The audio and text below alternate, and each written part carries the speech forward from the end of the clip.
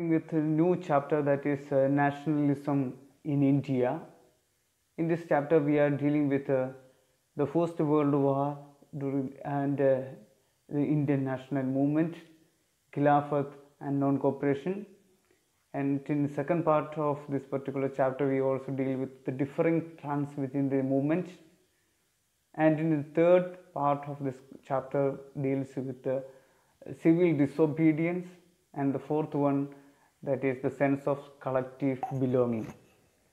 So we begin with the growth of nationalism. Growth of nationalism developed in connection with the anti-colonial movement and the sense of being oppressed. The people find that they are oppressed by this colonial rule, and they tied many together against this colonial movement and colonialism. And each class group felt the effect of colonialism differently, and Gandhiji tried to unite these groups together within one movement. During the First World War, influence of World War also reflected in the life of Indians too.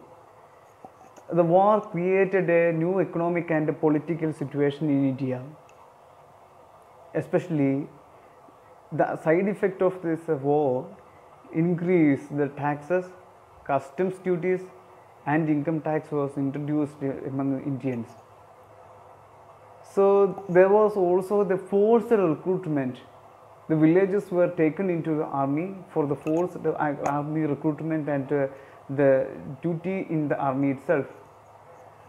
So in 1920-21, it was the great failure of crops in many parts of India, and it also reflected in the shortage of food and the spread of epidemic.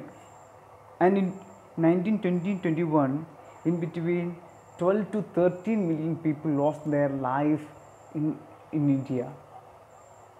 So the people expected that the hardship of their life can be removed after this war, but it is not at all happened.